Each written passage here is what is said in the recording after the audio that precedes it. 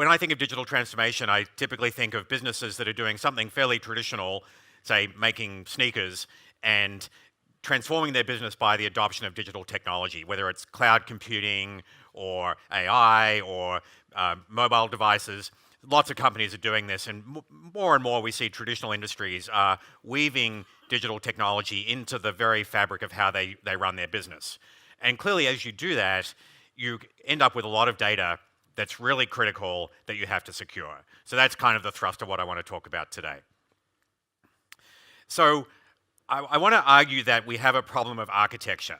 And I'm going to start with a little analogy. First of all, does anybody recognize this building? Hopefully somebody here does. I know the man at the back does. Surely somebody else here recognizes this building. Okay, let's say lady in the front. Where do you think this is? I'm sorry? It is Frank Gehry's building. He's the architect, and the building is located at Cambridge, Massachusetts, at MIT. So I had a brief period where I was a guest lecturer in networking at MIT, and I used to teach in this building. And I also used to occasionally go to conference meetings in this yellow tower. And I don't know if any of you have been inside that yellow tower, but it's a 5th floor conference room, and it has no vertical lines in it. And with about 50% probability, when a person walks into that conference room and they see all these slanted lines heading up towards the sky, they get seasick. I am one of those people. I've been in that room. I've been seasick. And to me, this is kind of a good example of how things go wrong with architecture. You know, Frank Gehry is pretty famous for buildings that look striking on the outside. This one was also quite striking on the inside, but in this case, not striking the way he intended. And there was actually a lawsuit between MIT and Frank Gehry that we won't dwell on, but he eventually was brought into that conference room, and Frank Gehry got sick. So there is some justice in the world, but you know, that got resolved in another way. So I just want to sort of make the point that architecture matters, and that you can have kind of unintended consequences if you don't think through what you're trying to achieve when you build something. So here's another piece of architecture. This is one of the 2 napkins or serviettes on which the design of the fundamental routing protocol that runs today's internet was designed in the late 80s. So it's sometimes referred to as BGP, the Border Gateway Protocol. Some people call it the 2-napkin protocol. So a couple of computer scientists, Mr. Rector and Mr. Lockheed, designed this protocol, I guess over a beer probably, and it is still today what really runs the internet. It's how internet service providers exchange information. And so I'm not quite old enough to have been there at sort of the birth of the internet, but I've worked with a lot of the pioneers of the internet. And generally speaking, they agree that the internet architecture was not designed for security. It was designed for connectivity. The objective of the internet was to make it really easy for all the computers in the world to communicate with each other. But the focus was connectivity, not security. So today it's really great that billions of computers are able to communicate. You're probably carrying 2 or 3 with you at the moment. Every computer in the world can communicate with every computer in the world. The problem is every computer in the world includes all the computers that are owned by hackers and botnets, and they're actually, on average, extremely good at getting access to your corporate data.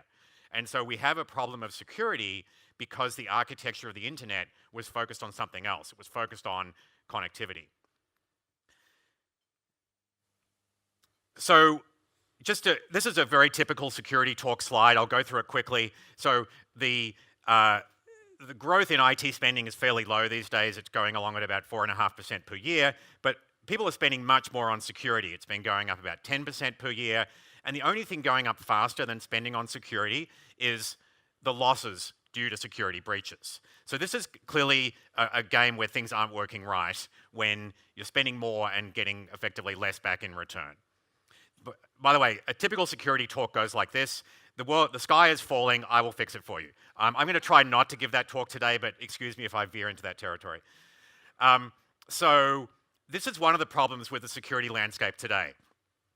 This is what I would call not good architecture. This is all the point solutions as of a couple of years ago that you could go and adopt to help you try to fix a variety of different problems with security. And I think when you see a slide like this, it kind of tells you we have a problem because, you know, how many of these do I need before I'm actually secure? Is 40 or 50 enough? Do I need the whole 400? I don't think anybody knows at what point I've made my network or my data secure.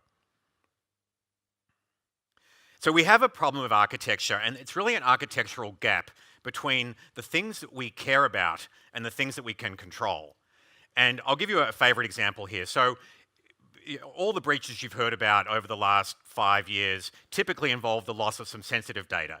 I've personally lost my health insurance data. I've lost my credit card data. My data's been breached many, many times. It's probably true for most of you as well. These breaches happen. It's always because data has value and criminals want to get access to that data, or maybe your competitors want to get it. So we really care about protecting data. But what we typically protect is not the data, but some other thing. So we put controls over the things that we can touch. So for example, we put a control like a firewall at the perimeter of a data center. Now, a data center is a building, it's got computers in it, and it's got a great big pipe where data flows in and out. So we tend to put firewalls and other security controls at that point because we can. We can see the pipe, we can see the bits coming in and out, so we put a control there. But who really cares about a data center?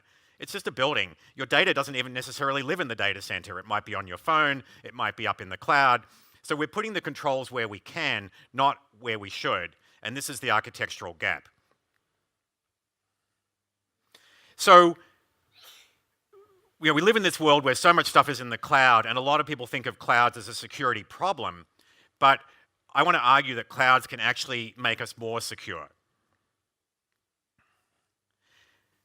And most people, when they think about clouds these days, when they think about, say, Amazon or Azure, they're often thinking about, I use cloud technology because I can move faster, it's easy for me to provision resources and leverage all the services those clouds deliver. So I think of a cloud as something that helps me with agility, but also people often think of clouds as something that holds them back because they're concerned about the security.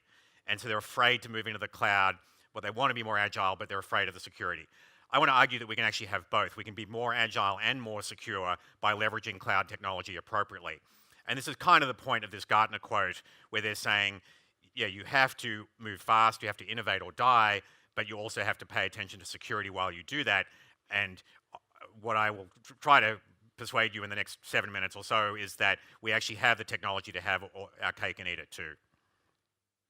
So inside every cloud, there's a fundamental technology, which is virtualization. Most of us are unaware of it, but it is basically what makes clouds work. When you go to Amazon and swipe your credit card, you are frequently spinning up a virtual machine, whether you know it or not. Maybe you're instantiating a container.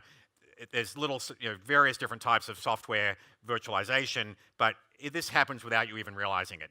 It's fundamental to how clouds operate. It enables us to have automation, the ability to get the resources you need without a human having to be involved, and it enables you to have isolation. When you go to Amazon, you can create a thing called a VPC, a virtual private cloud, which is isolated from every other VPC that Amazon has ever created. That isolation between different networks and different pools of resources is what virtualization does. The virtualization layer is all about giving us abstractions that let us automate and isolate.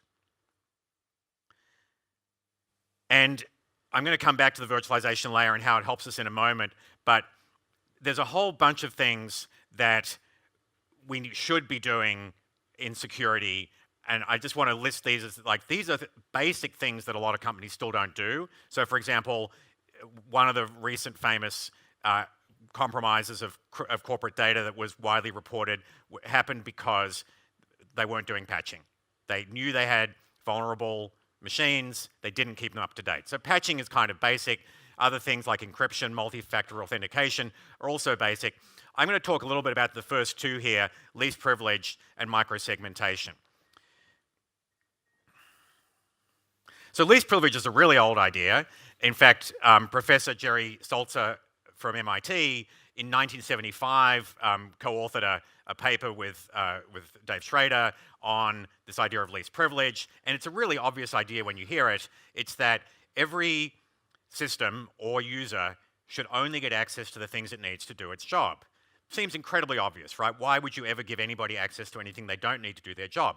But in fact, we've completely violated that in the way we've built networks for the last 30 years, because we frequently build networks that connect together a whole lot of things that actually don't need to be connected to do a certain job.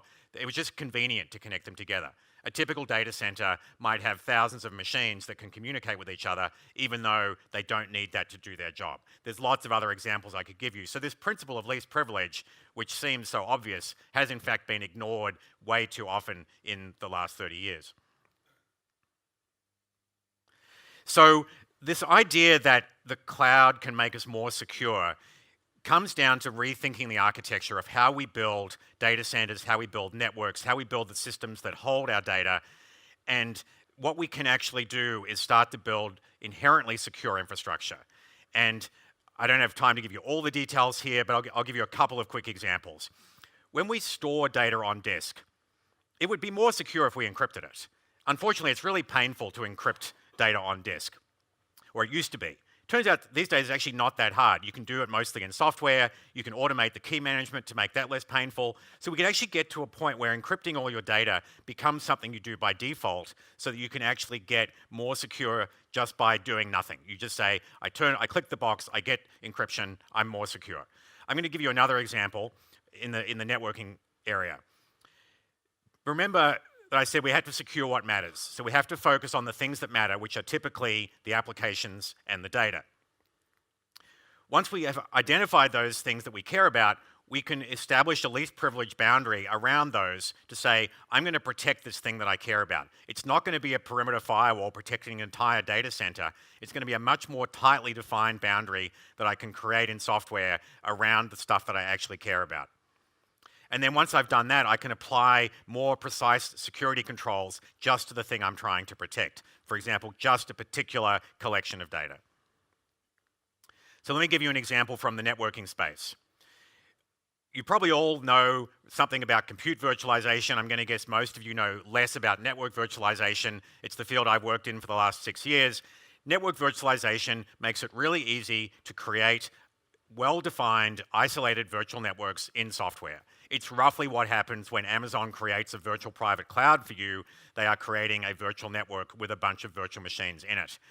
So a piece of software creates this virtual network. It's got a precise function to let a very limited set of machines communicate just enough to do the job that they need to do. So it's maybe a single application, a small number of machines. They're communicating precisely as intended. They're not communicating with thousands of other machines. A really famous example is that when Target, the retailer in the US, was hacked and lost all their credit card data, the attack came in through a heating and cooling system. Why was the heating and cooling system talking to the credit card system? There is no good answer to that question. It is just the way it was because they didn't have least privilege. But today, you can create these networks in software that just define what can talk to what.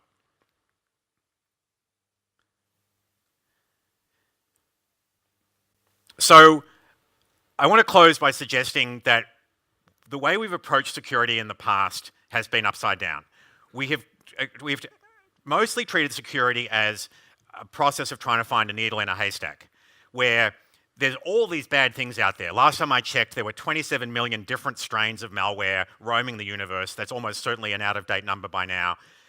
When we take traditional approaches to security, we're trying to find that one bad thing that's snuck into our data center or into our phone or our laptop. We can actually turn this model on its head and stop chasing after the few bad things and just ensure that only good things happen. We do that by adopting this principle of least privilege and enforcing it with modern technologies around virtualization. So hopefully what I've given you here is the sense of optimism that I have, that we actually can make security better, that we can keep all the good things that we get from clouds and the internet, things like global connectivity and agility, but also get fundamentally better security by adopting some really old computer science ideas, but applying them with new technologies around things like network virtualization, server virtualization, and so on. And with that, I'll say, hopefully this is not the typical security talk that you were afraid of, and I'm happy to wrap it up there and take questions. Thank you.